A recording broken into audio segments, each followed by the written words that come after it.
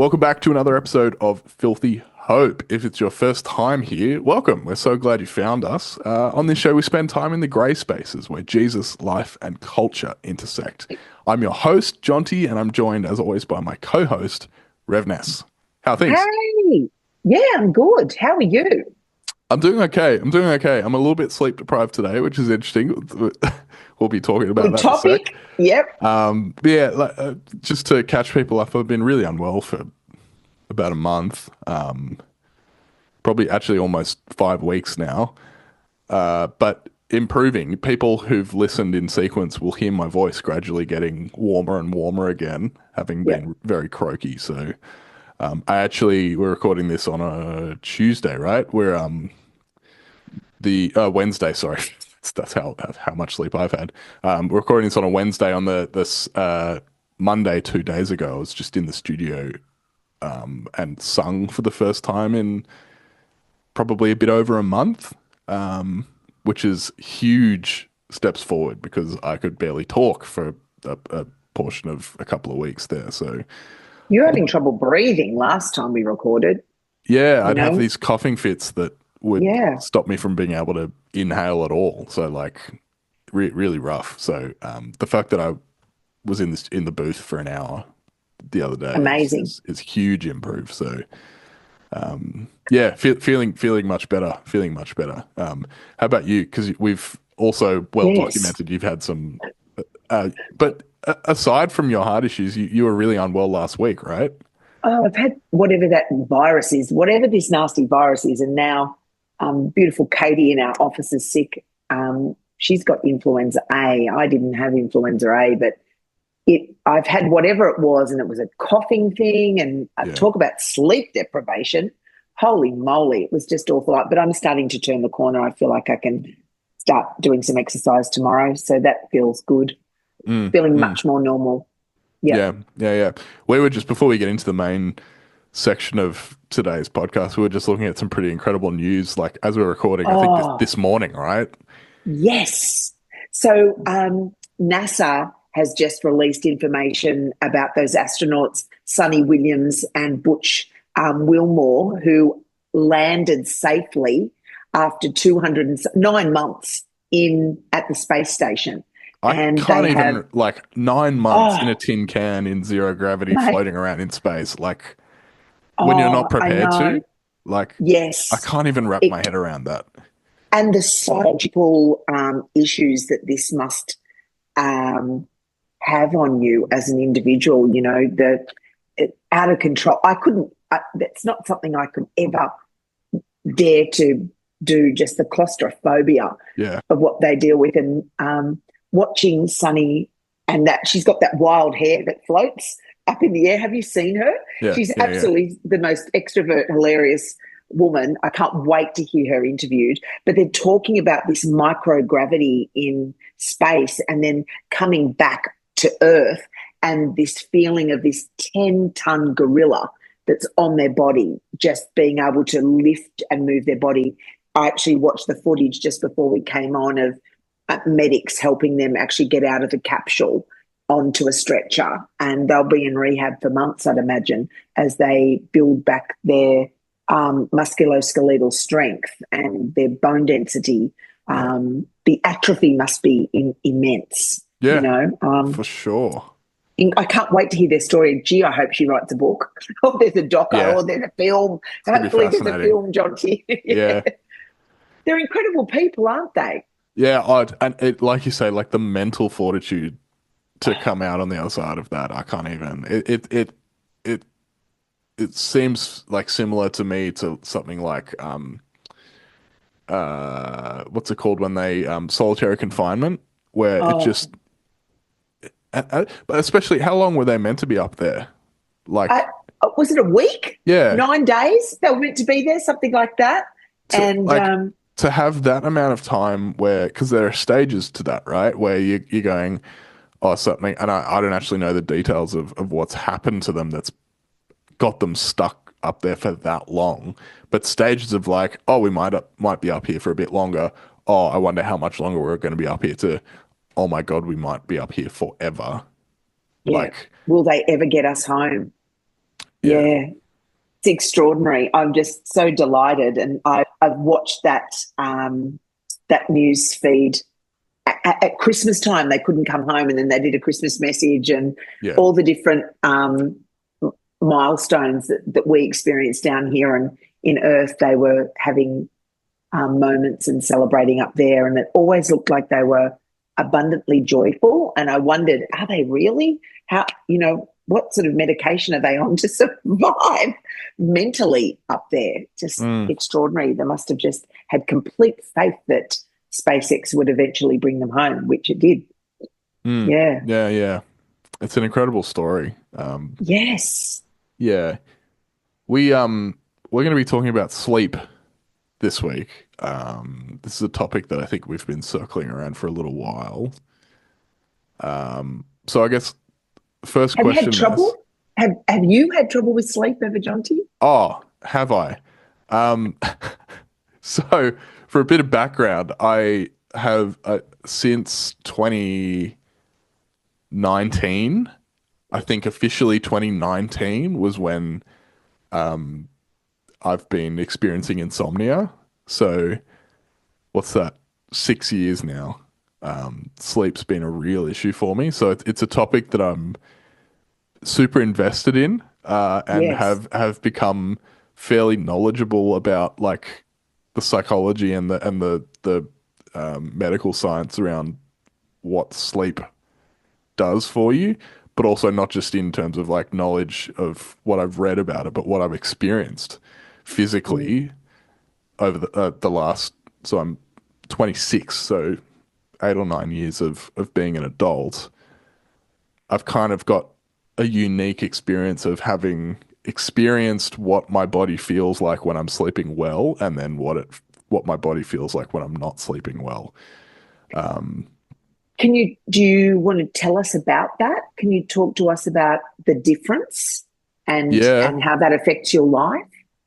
yeah. I mean, it's such a complex thing to sort of pull apart and even know where to start. But like on a day to day level, when I do get 6 or 7 hours is ideal. If I reach that, I'm good to go. But 8, 8.5, 9 is ideal. It is optimal for me. But on a day to day level, like last week, I didn't get to sleep until 4:30 in the morning, and I had work the next morning, so I got up at 8, and fairly regularly, I will go about my day experiencing what sleep deprivation then does to you. So I've Mm. kind of internalized lack of focus, physical fatigue, headaches. I get really bad migraines. I'm not wearing them today, but I often have tinted lenses on, which help to keep off migraines. I get really, really bad migraines if I haven't slept enough. The big thing that and I'm sure we'll spend more time talking about this is I physically in terms of my wellness and my physique, I guess you could say, I can almost look at before and after, like the insomnia, because when I'm exercising, I sleep well. Because as you well know, as an exercise professional for however many years, when you're exercising well, your body then automatically like craves that time where your body can rebuild and restore Recover. and recover. When you're Mm, not sleeping, mm, you're exhausted, so you don't feel like exercising. So yes. you don't exercise as much, which means you don't have that really good cycle of physical output followed by rest and recovery. So it's almost like Replenishing your cells. it's this feedback loop that is really hard to break when you're not exercising because you're not sleeping, but then you're not sleeping because you're not exercising, and Mm. they feed into each other. Yeah, and I mean, I could go on and on. There's so many things that I've experienced as a result of not sleeping well. Mm. What's your relationship like with sleep? Like, are you a good sleeper or?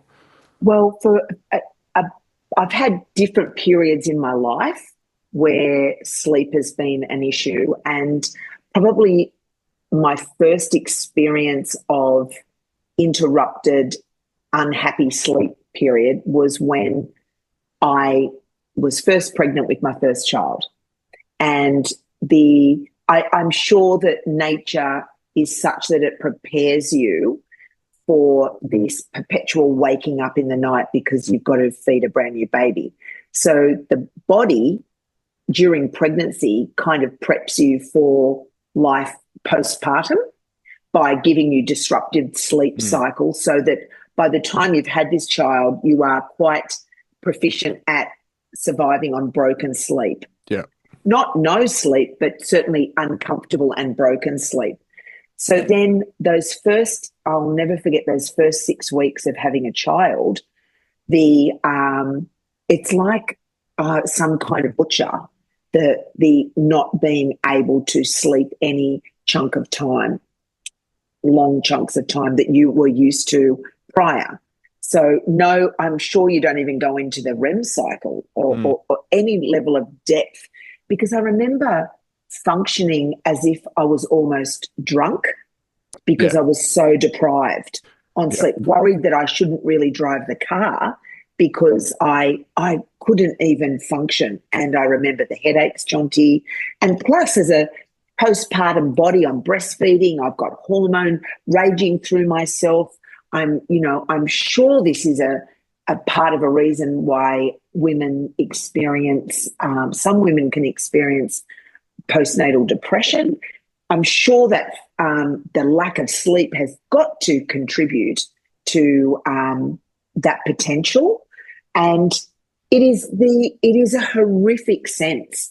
And then I remember, Jonty, actually getting a chunk of sleep, which was probably, I'm thinking, 4 hours in any period of time.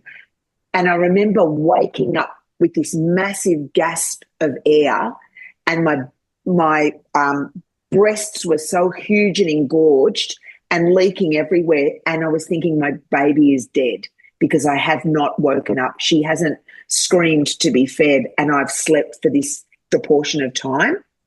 And leaping up to get to her to feed her, she was sound asleep. It was one of the first times she'd actually taken a big chunk of sleep. And I remember thinking, oh, this is the greatest day of my life. I have had 4 hours in a chunk of time. And the shift in my mental acuity, Jonty, just from getting that chunk of sleep, from being so deprived in a six weeks of brand new motherhood. I remember it being an absolutely horrific, having a horrific impact to my mental health, my physical well-being, and just my ability to function as an individual. It was a really tough time, very tough time. So that's other than that experience postpartum, I haven't really until recently had sleep issues.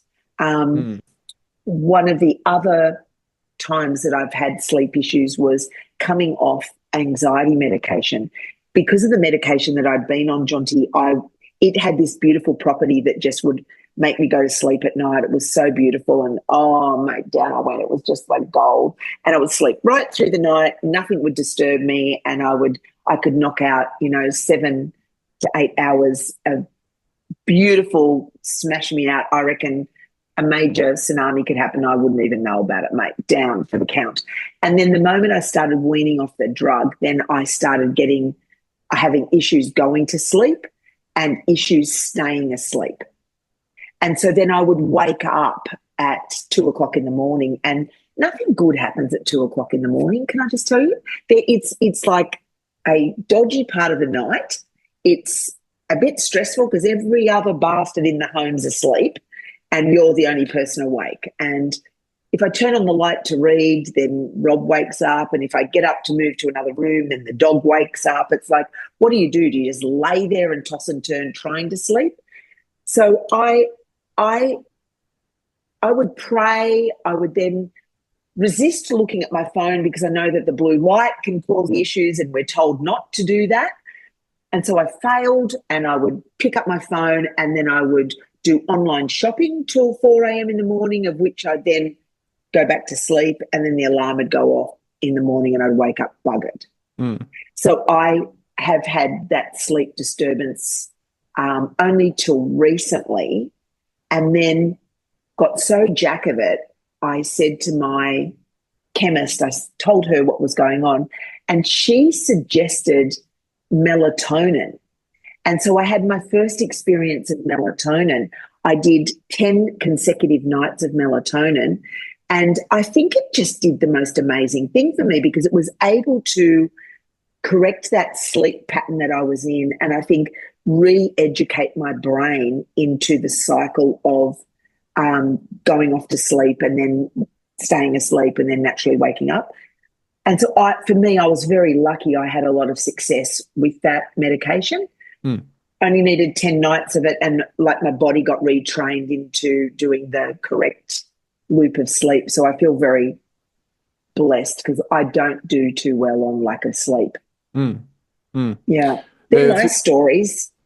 the melatonin thing's interesting because that takes us into like I want to get a little bit technical today and because I think like sleep is such an important thing that without it none of us function. So actually, in my experience, understanding how your body works and why sleep happens and when has actually been really, really helpful for me. So melatonin, like you, I've been prescribed melatonin a number of times. It hasn't really. It's a little bit like The coffee for me. surface. Like it just Yeah, kind of wow. it doesn't do much for me. Melatonin naturally occurs in our bodies in in sync with something called the circadian rhythm. Have you heard of this, Mm. Ness? Yes, Yeah. So absolutely. the cell at a cellular level, our bodies operate on a, and it's interestingly not quite actually 24 hours. It's slightly longer than 24 hours. It's like 24 hours Mm. and 40 something minutes, supposedly, Mm. is the cycle that our bodies operate on at a cellular level. So when we wake up, people like Andrew Huberman, who's a famous neuroscientist, who's also a podcaster, he is an incredible resource that I'd recommend people go and check out. Talks a lot about when you wake up, one of the first things you should do is go outside and Mm. experience sunlight because Yes, that's the signal that then your cells go, oh, yes, it's morning, time to wake up yes, and start to get to work. As soon yes. as that happens, your body is then on like, it's almost like there's a timer that starts to run down. And the longer Yeah. you're awake, and there's a phrase for it that I can't remember, it's a something pressure that basically your body, the longer you're awake, starts releasing more and more melatonin, Mm. which is signaling your body, time to go to sleep now. Yep, yep. Where people struggle, people like me have struggled in the past, is when your circadian rhythm gets knocked out of whack. So Mm. for a long time, I'd get to between 3 to even 2 o'clock in the afternoon, and Mm. suddenly I'd be absolutely rooted, like Yeah, completely knocked out. I'd be like, I feel like I'm about to pass out. I'm so yes, exhausted, but I push through, have a cup of coffee, get through the yep, rest of the workday, get to dinner and you're just exhausted, blah blah blah. Finish dinner, finish the washing up, put a bit of telly on, and then it's 9 o'clock in the afternoon, in the evening, and all of a sudden, wide awake, yep.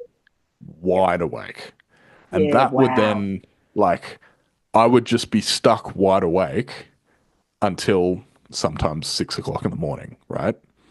So that's an example of when your circadian rhythm is out of whack, and it takes time Mm. to force it back into where it needs to be. Some people, like there's actually a lots of interesting research. Some people's circadian rhythms just naturally aren't going to line up, and I actually think that I have since discovered that I'm one of the unlucky people that my circadian rhythm just doesn't match up well with the current, like the way that society is structured in terms of like you wake up at 7 o'clock, you get to work by 9 o'clock, you work 9 to 5, you have dinner, you go to bed at 10, you know. So you might make a good shift worker, Jonty. I might make a good reclusive writer that writes between 8 p.m. and 4 a.m. Well, I know, yes, crazy. exactly. You know, but so when we're prescribed melatonin, Mm, that's just to boost that natural mm, body cycle hormone. of, so it doesn't Yeah. actually put you to sleep. It tells your body that you should be going to sleep, if that makes Mm. sense. They call it the hormone of darkness. That's right. Yeah. The Yeah. harbinger of sleep. Yeah. Yeah. Yeah. Yeah. Yeah. And it didn't, it was funny when I took it, they say to take it 2 hours before you intend to go to sleep and to stay off all Yeah. your tech. Yeah. So I just watched boring TV and then I just put myself into bed because I actually found that I was actually getting quite anxious not falling asleep. And it was that can create like a Yeah. cycle of anxiety around, oh, and pressure. I'm not going to go to sleep. I can't go to sleep. Oh, look at me. I can't go to sleep. Oh, shit. I'm not going to sleep. And panic, panic, panic. I'm not going to sleep. Um, and the melatonin, I think I just went into bed and I just created that good environment where the room was nice and cool. I had the ceiling fan going. I had all my favorite pillows in the correct position. I sprayed a bit of lavender oil on my pillows because that's meant to promote relaxation from a herbal point of view. And I thought I'll just try give myself the best crack at this. And it was interesting because it didn't make me go off into slumber like the hardcore drug did that I was on, that was the anxiety medication. But what it did was I just felt like my brain just slowed down. Mm. There was just like a slowing down in my synapses in my brain. And I wasn't doing the quick, fast thinking that I normally do, that that is the very trigger that stops me going off to sleep because I'm thinking of a million things. So it just kind of slowed everything down. And I rubbed my feet together. I've got this foot rubbing thing that I do, rub my feet together. And I got into a rhythm of rubbing my feet. And then next thing I know, it went to sleep. I was so excited. I can't begin to tell you. Mm. When you know what it's like. We've talked about it when you have a good night's sleep and how great you feel the next day. It was like, Yeah. I thought I'd won the lotto, man. Like, shit, this is the greatest thing ever. I slept through the night Yeah. because it's stressful, causes anxiety in itself, not being able to go to sleep Yeah. because you know how shit you're going to feel the next day, right? Yeah. And that's the other part. So, uh, my experience is tied to, and I've talked about this before. We might even come back to it at some point because we never really went into it in that much detail. I'm happy to talk about it. I had a fairly traumatic experience at work that led to quite a pretty intense experience of experiencing depression and some post-traumatic stress disorder stuff as well.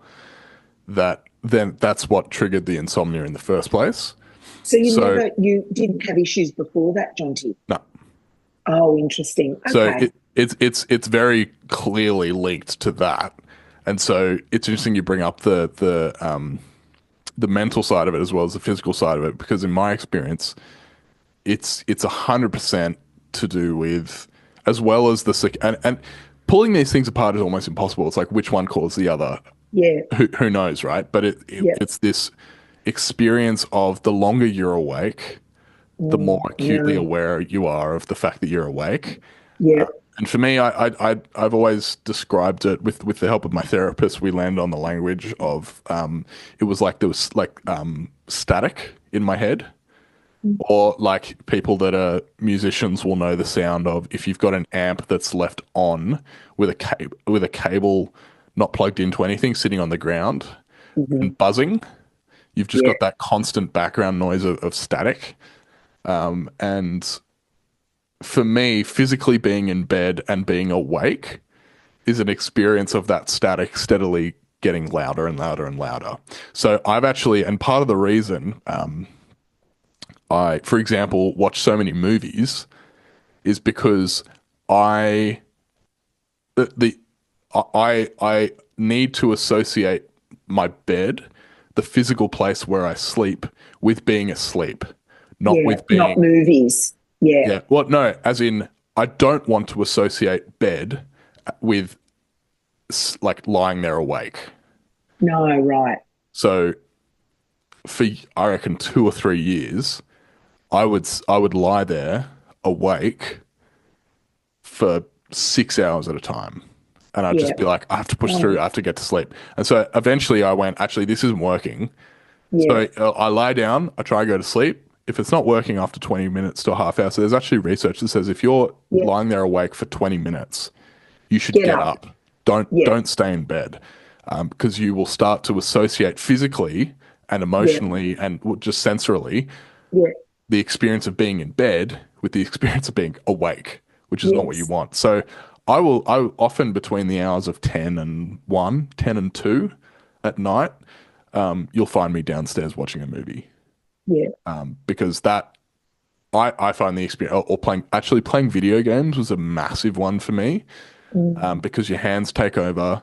It Yeah. gives you a task to do that you're not focused on Mm. the story. So like in Mm. 2020, The Last of Us Part 2 came out, and I lived in that game for Mm. through COVID. And it Mm. was actually such a gift for me because my brain and my hands weren't up here whirring back and forth existing in static. They were just somewhere else. I, Oh, I was wow. I was Ellie going through The Last of Us. And so then you do Mm. that. I would do that between the hours of 10 and 11:30, and I'd be like, oh, I'm Mm. starting to doze off. So I turn it off, Oh, go up, go to nice. sleep. Yeah, wow. And And do you find doing video games, does that relax you? Do you find that that creates a natural relaxation and lack of anxiety, and that promotes the desire to sleep? yeah, so for me, it's to do with my brain having something to latch onto, Yeah, yeah, instead of just like spinning around at a million miles an hour, yeah, thinking about everything and nothing all at once, sort of thing. yeah.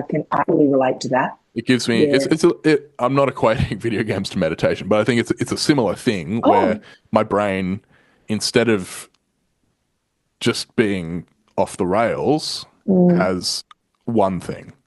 And mm, video games are so immersive and so mm, all-consuming now that like mm. doing that for a couple of hours, I'd find that I literally 20 minutes in, I go, I'm literally not thinking about anything other than this story.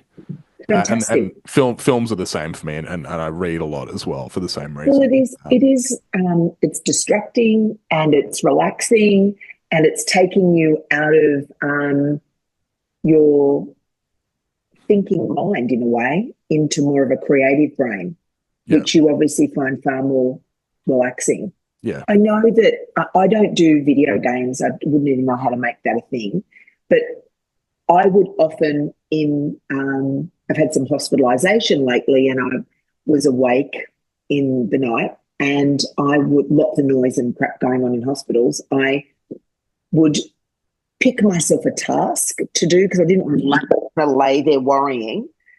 So I'd pick myself a task, and it would be like winter burgundy shoes. I'd put in winter burgundy shoes, like just a very specific task. And then I would scroll every site I could find winter burgundy shoes to the point I was so bored with winter burgundy shoes that I could then just put my phone down and I would go off to sleep. It was almost like I don't know, I then wasn't fixating on the tests that I was going to have in the morning. I would just move my brain to something that I liked doing, which was looking at shoes, and set myself a task. So I felt like I was doing something. mm, And then I would pick in my brain the one that I wanted the most. And then I would never purchase it, but I would be satisfied. And then it would obviously make me feel relaxed enough that I could go off to sleep. mm, So I wonder if that's similar, if it's doing a yeah. similar thing in my brain. There's another similar thing that lots of people often recommend, and I've tried a fair bit of it, and it works pretty well. Is if you're a sport player, like if you play a sport, just imagine you're playing that sport, or think about that sport. So like I would Mm, often think mm, about cricket, mm, which is mm. funny for people that think cricket's boring, because of course thinking about cricket would put you to sleep, right? But I would think about the process of, okay, I'm putting my pads on now. I've got to three straps on each leg, Mm, putting the helmet on, mm, getting the gloves on, getting the thigh pad in, mm, walking out, I'm mm. marking center, I'm looking at the field, Oh, wow. I'm going through my, like literally to that level of detail, Yep. just like allowing myself to almost, while I'm awake, dream about playing cricket. Yeah, wow. Because again, it's that repetition. It's that you've got a task that you're doing, and I think I actually also think that it's a lot to do with when I'm not sleeping. I'm thinking about things that I have no control over, that I can't Yeah, actually do anything about in that moment. It's yeah, yeah. often things that I'm anxious about, Yes. things that have happened in the past. So I mentioned the Yep. post-traumatic stress disorder stuff. That lots of Yeah. things in the early days of that, where it was stuff that I have no, I can't assert my agency over while No, I'm that's lying in right. bed. Yep. So you feel it, because you can't address Powerless. it. You're powerless. Yeah, You're powerless. powerless to stop it. So it just Yep. keeps going and going and going. So flicking Mm. over to, yeah, looking for a specific set of shoes, or going through the mental Yes. process of getting ready to Of bat, playing cricket. playing Yeah, cricket, that's right. That's or right.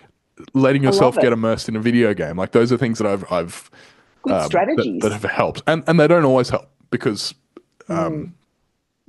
the tricky thing with I think something like a video game or shopping on your phone is, we mentioned blue light before, and the reason blue light is so Yes. bad is it does the opposite of what the melatonin is doing. It's Keep doing it the on. thing that Andrew Huberman recommends you do in the morning, which is get sunlight.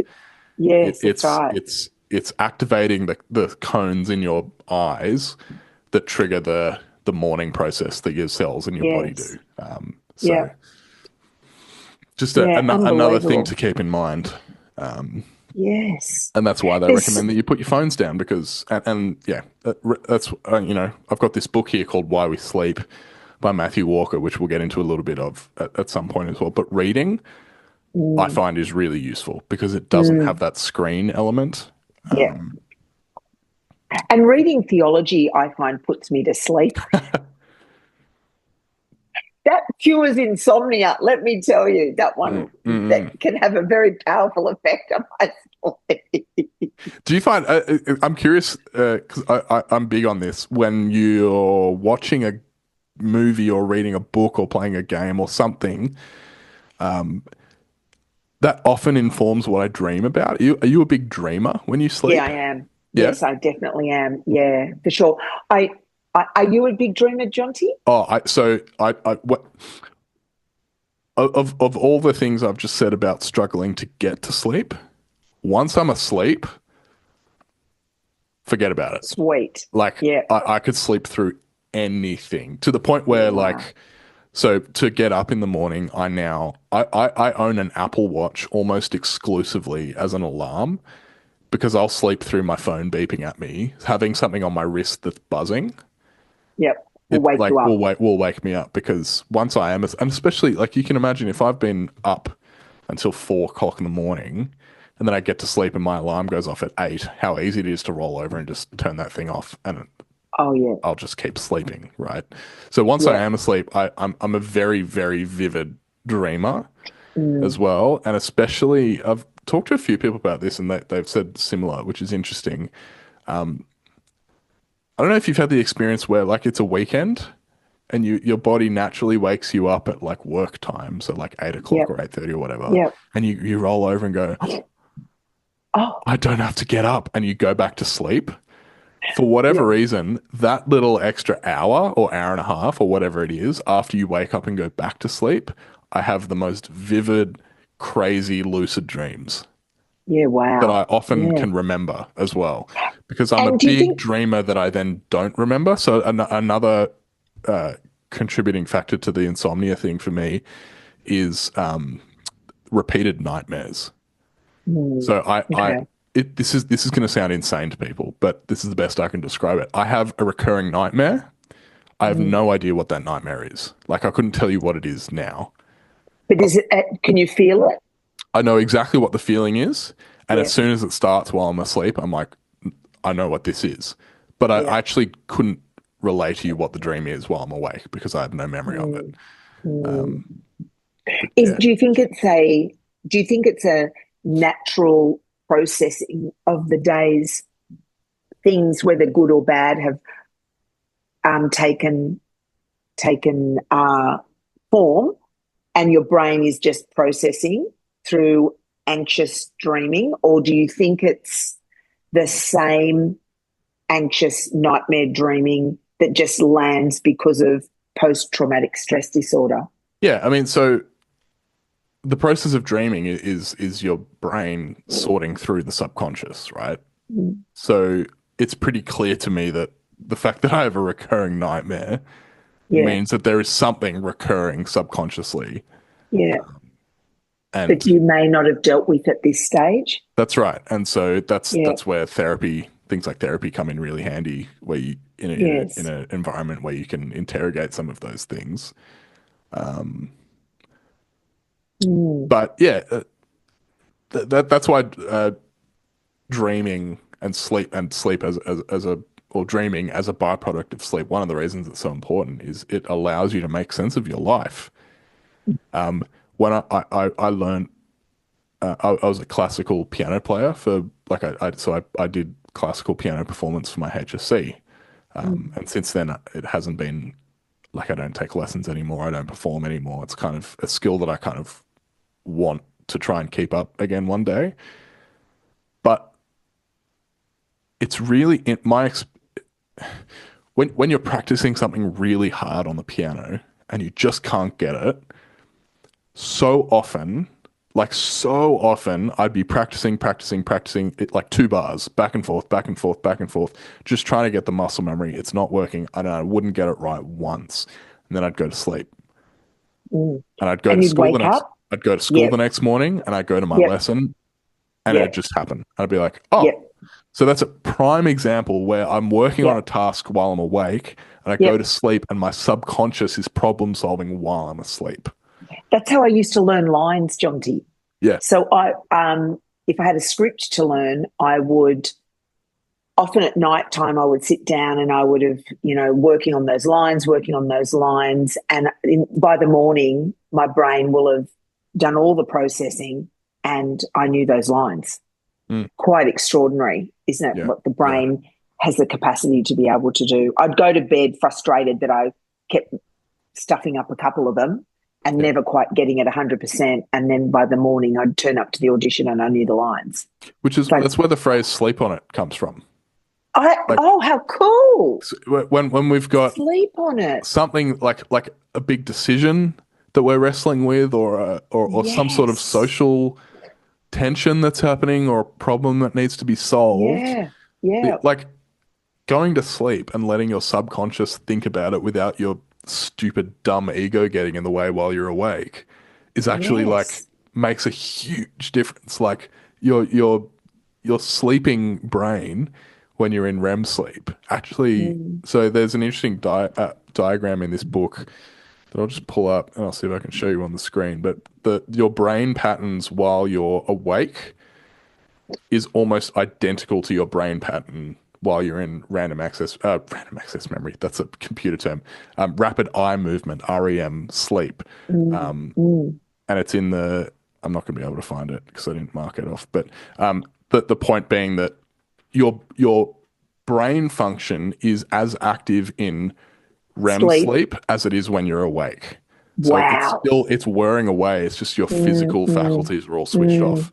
And almost Yep. there's a lot of interesting research that's actually pointing to your brain being more active because it's not having to, Digest food and it's not move having to from do A to all the B. physical things. Yeah. Yeah, drive the Um, car, all the thinking, other and yeah, extraneous thinking and it doesn't flexing that have it has to it do. doesn't have to do it. It just Oh, has to make sure you keep breathing and how regulate your temperature, and amazing. it has all this time to do problem solving. Now, that doesn't happen all the time while you're asleep. You Yep. cycle in and out of that. Yeah. And part of so like today, you might have noticed, Ness, I had some bags under my eyes when I went on to record today. I reckon because I woke up in the middle of a of REM. a REM cycle. So that's Yep, why often people say 8 hours is the perfect yep, amount of sleep. yep. Generally speaking, that is true. Um, I have found 9 is better than 8 But because if I wake okay, up in the middle of roughly 8, for me, that's in the middle of a REM cycle. And so when you right. the way those cycles work is you will naturally come in and out, up and down out of those things. So when you come up out of REM sleep, that's when waking up is that's when it's designed to happen. When you force yourself awake out of that deep sleep, that's when you wake up and Mm, you're like, "What year is it? Like, what yeah, happened? Where wow. am I?" And you're really groggy. But you Yep. will have and our listeners will have experienced that Mm, beautiful natural wakefulness where you wake up naturally and you're ready to go. Like you feel yes. rested and but you're alert. Yeah. You feel like you've had a great night's sleep. So, It interestingly, pisses me off though. I've experienced where I've woken up after 4 hours and I felt better than Ready to go. 5 Interesting. Yep. because depending on your cycles, and those cycles are roughly 90 minutes. It's actually like I think technically, according to the research, I can't remember this, but I remember reading it somewhere that like 93 minutes is the average. So it's anywhere between 80 to 100 minutes is how long that cycle takes. So you can stack those that up 90-minute chunks. increments. Yeah, Yeah. yeah, yeah.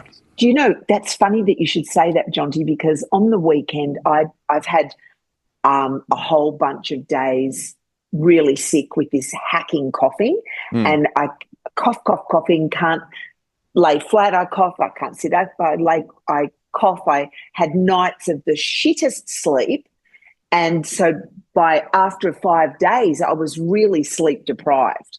And then on Saturday, I was starting to get anxious. Oh, I've got to be at church on Sunday and I don't want to cough on everybody. I think I'm going to see if I can get asleep in the middle of the day. Mm. Um, and I felt like I was going to be able to kind of maybe do it, not cough. I was going to give it a hot crack anyway. Jonty, I slept for guess how long? 90 minutes. 90 minutes. There you go. And I woke up and I was so excited. I woke up, I sat up on the lounge and I said, screamed out for Rob. I said, Rob. He said, yeah. Are you okay? I said, I've just slept for 90 minutes. Did you hear me cough? And he said, no, you didn't cough once. And I went, I feel great. And it was probably less about the not coughing and more about the 90-minute cycle of deep sleep that I'd Hmm. probably had Yeah, that so you I'd probably been just got one missing. rotation of REM sleep, which might have been Yes. all you needed to perk back up again. Yeah. And it helped me unbelievably. I couldn't believe it. 90 minutes. Unusual that I would say that to you, 90 minutes. It's such an Mm. unusual amount of time to be asleep. But I felt like I'd really had some replenishing sleep that I felt deprived from. Yeah. How much, Jonty, how much do you think um, depression and anxiety and PTSD play into the whole sleep disruption piece? I mean, for me, it's like one to one linked because I Yeah. can look at not that I didn't struggle with, you know, depressive tendencies pre that event at Okay. work, but Yep. there was definitely pre-existing tendencies that were probably activated by that Yep. event, but I can look very clearly at before and after and go, not, I mean, maybe had some vaguely depressive tendencies, but was generally quite mentally well. I slept well. And then Yeah. after the Interesting. event, Yep. acute, I had a massive depressive episode that lasted almost a year. Um, since then, haven't slept. Yep. And the sleep now, generally, if I zoom out over the last 6 years, I can see that my quality of sleep has gradually been getting better. That's good. It goes through troughs and valleys, but if you like the average trend has been improving.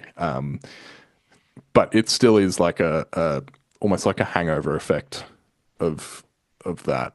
I think in the moment when I'm lying awake and in bed trying to sleep, that's when it's Yep. most evident to me that those mental conditions are very, very clearly linked. Um, Yep. like you said before, that kind of mounting feeling of the longer you're awake, the more Yeah. aware you are that you're Panicked. awake. Yeah. And then that for me, that was tied to like, for fuck's sake, I haven't slept in a week, and I have this Mm. massive thing coming up tomorrow that I'm really Yeah. excited about. Yeah. And I'm already struggling to feel excited about things because I'm depressed and I'm trying to figure that side of Yeah. things out. And this is just making Yeah. all of that worse. And then I get 2 hours sleep and I wake up and that day that I've been looking forward to is shit because I haven't slept. And it just Yeah. compounds and compounds and compounds onto each other. Yeah, it's a beast, isn't it? It's a Yeah. real beast. So what would you, if people are listening to this today Yeah. and they can resonate with what you're saying, Yeah. what would your advice be to them? It's not going to happen overnight. Overnight, Yeah. didn't even mean to do that. But it's not going to happen immediately. Yes. I've Yeah. been like trial and error, just trying to fix this for, like I said, like 6 years. Yeah. This last 12 months of my life has been the best sleep I've had since 2019, I'd say. It's because you're engaged and you're in the happiest year of your life and you've got the best boss in the world. It's like, I mean, gosh, look at it. You're at tuck. It's like life is great, Jonty. That, I, all of that stuff does accumulate it and affect that. But I mean, so recently something that I've done that's new. I was speaking to my GP and she was shocked to hear that I was still struggling with sleep. So Was she she? prescribed Yeah. me something to take, which I don't take every night. Yep.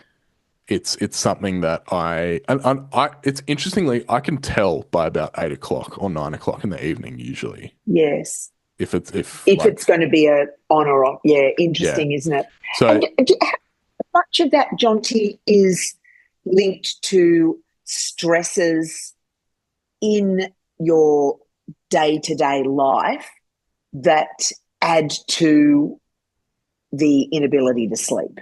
oh massively, massively. Yeah. Right. Yeah. Um, like I said earlier, it's to do with when you don't have agency to do anything about it in the moment. Right. So it's things like I'm trying to think of an example that's not too much When information, but when you like say that, Jonty, does it mean stuff that's out of your control, yeah, and out like of your long orbit? term things. Okay. Yeah. So like I mean a big one at the moment, and I'd say this probably doesn't fall into this category necessarily, but as an example, Yeah. preparing for a wedding. Oh. Like it's this massive thing that's kind of long term and short term at the same time. Yeah.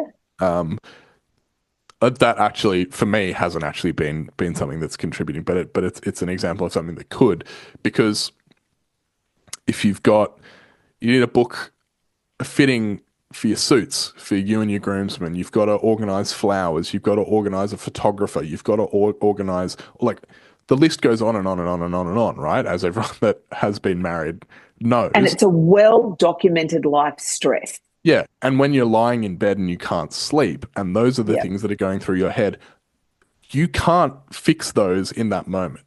No. You can't ring the florist at 3 o'clock in the morning. You No. can't. Yeah, so that's what I mean when you don't have agency to fix those things in that moment In because the moment. they're Yes. long Yeah. term and you're not able to fix it. So it just Yeah. sits there continuing to percolate and make you more and more stressed. But the medication that I've been given works almost too well.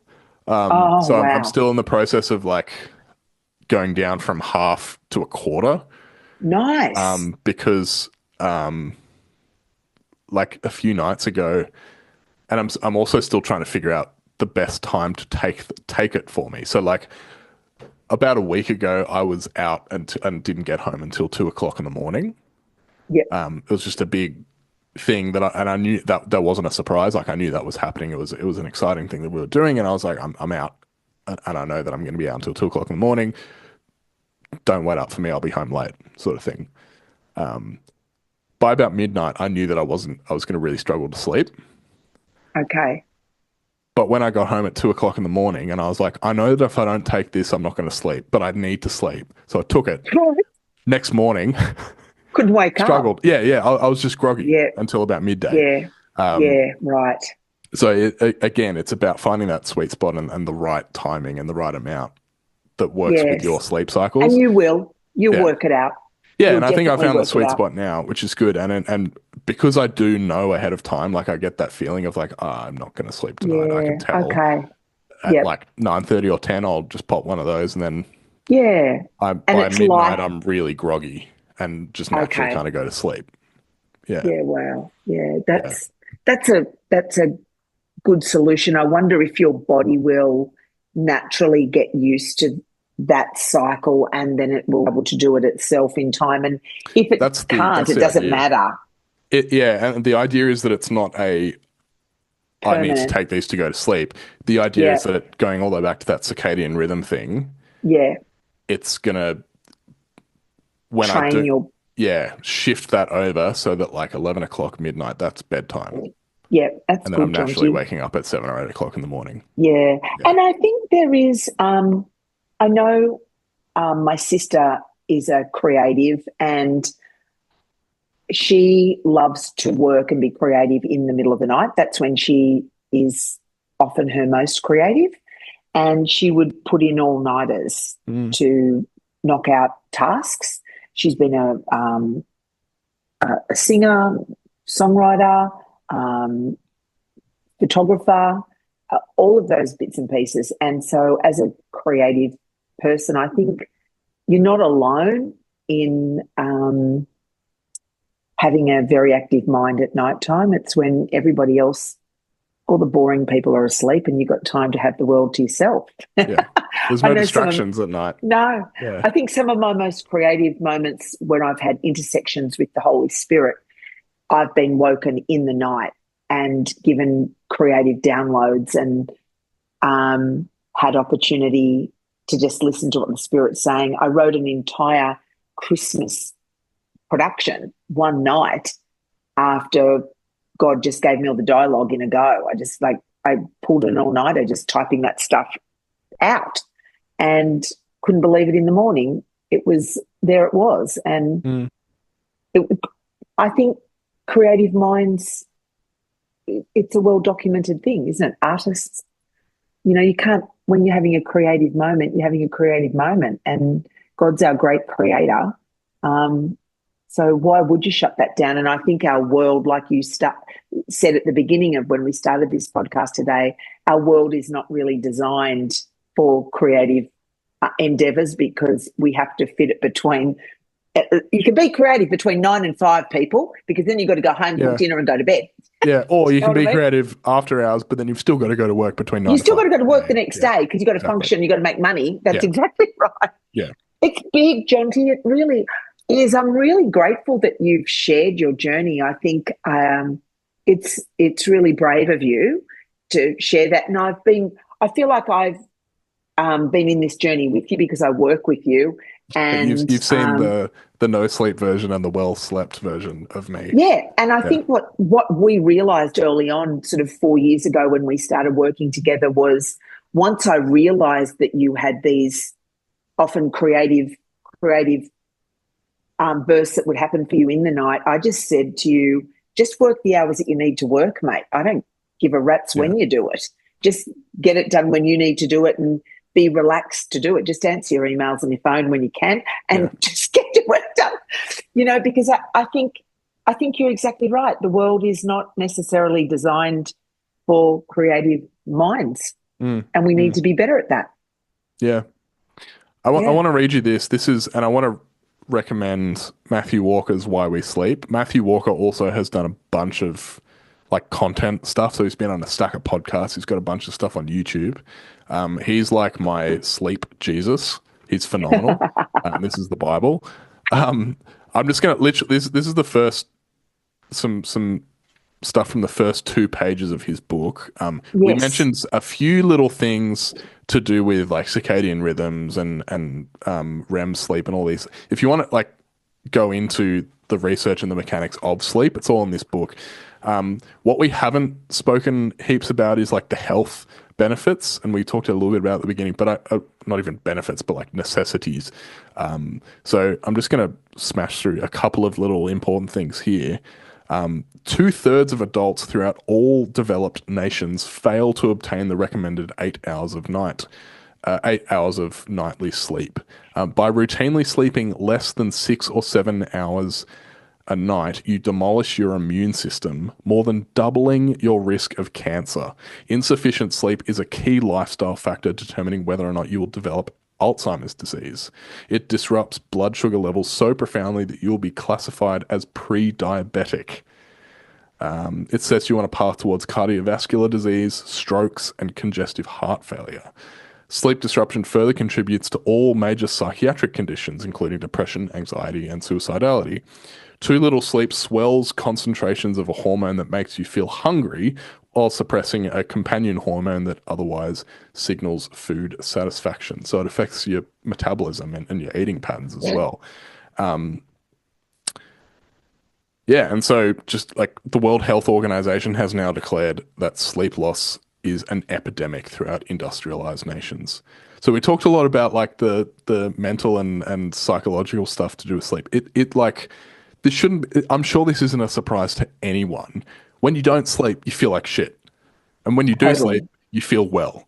And Absolutely. like it goes beyond, oh, I feel a bit groggy. While you're Mm, asleep, that's when your cells repair themselves and recover. And so when you're not mm. sleeping, all of those things that I just mentioned, like the things that the part of the stuff that blew my mind there was that it like if you don't sleep, you Increases your health risk like the, exponentially. the the Alzheimer's one Oh, blows my yeah. mind as well. Yeah. Yeah. Well, So I it mean, makes sense, doesn't it? If just you, to encourage people, like sleep is good. yeah, Like it's and critical. he talks a lot about it, falling in love with sleep and Mm, rediscovering your love of sleep mm, and like getting mm. excited to go to sleep. Yes. That in and of itself has been a huge thing for me because I would kind of dread having to Going to try to go to sleep. sleep. I know. So Yeah, like I know falling that in love feeling with too. sleep again was a massive, massive turning Beautiful. point for me. Yeah, so Thank I don't know. I hope this was helpful for people. Thank you for Um, sharing, Jonty, and thank you for your willingness to be so vulnerable and sharing that because I think it's a really helpful conversation, and more people struggle with sleep issues than probably we're aware of, oh, and you know? industrialized nations, like I remember going to live with some friends in Barcelona for 2 weeks, Yeah. and they were explaining how literally the entire country is just sleep deprived because, like, culturally, you eat dinner at 10 o'clock in the evening, Oh, I know. but How you're do they still do getting up that? to go to work the next morning. Like, so there's all these different ways that capitalism and industrialization have set up structures that aren't conducive to good sleep.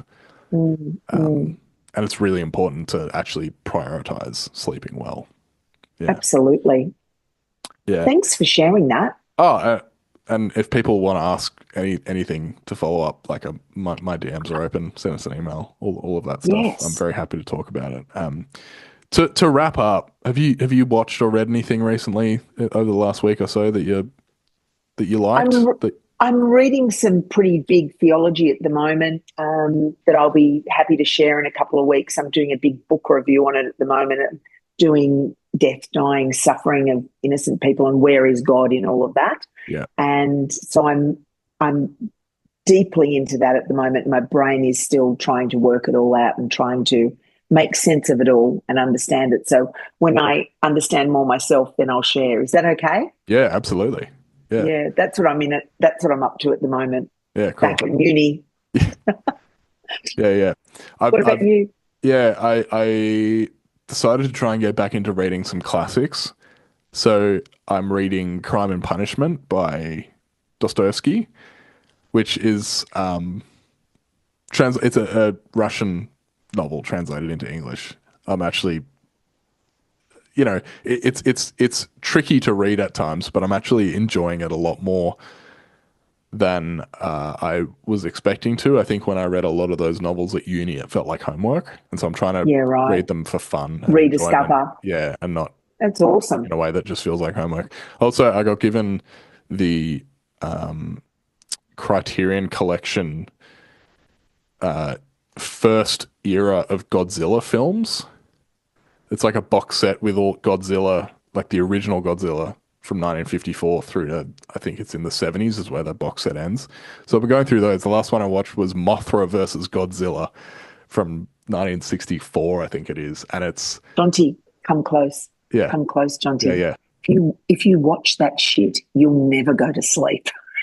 I beg to differ. I will not have any slander to Mothra. Mothra is the best. It's like...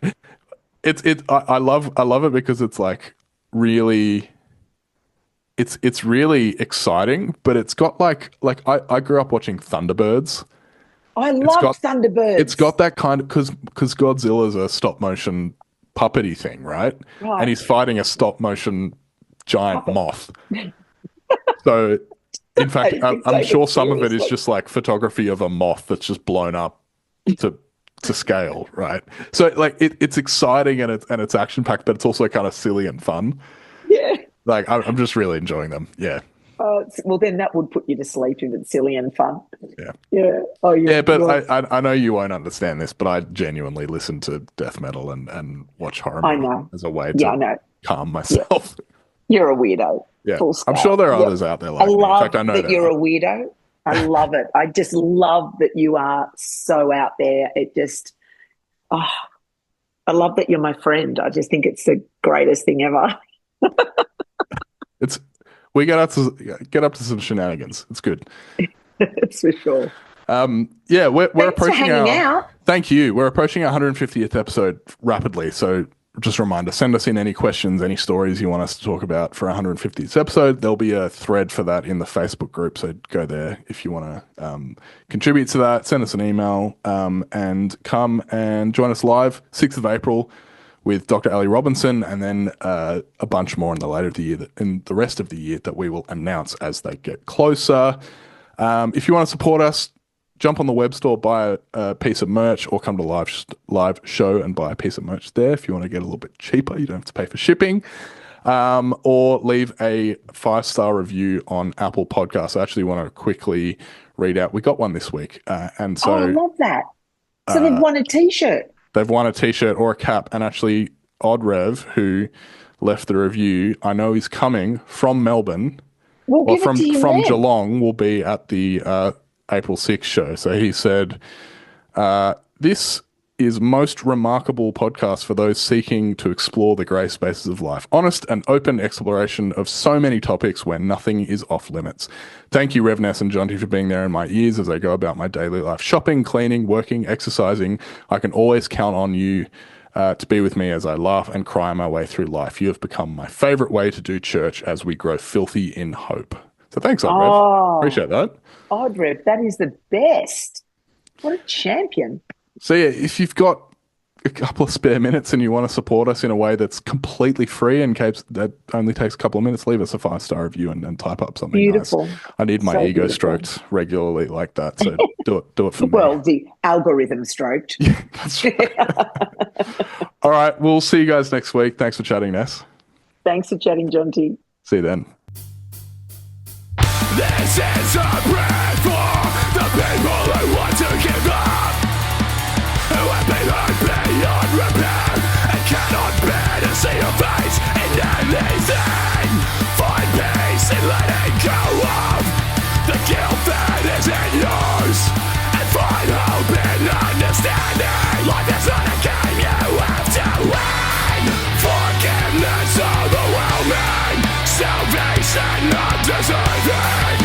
You are loved by something beyond, someone beyond understanding. Drink deep and taste the fullness of life in community.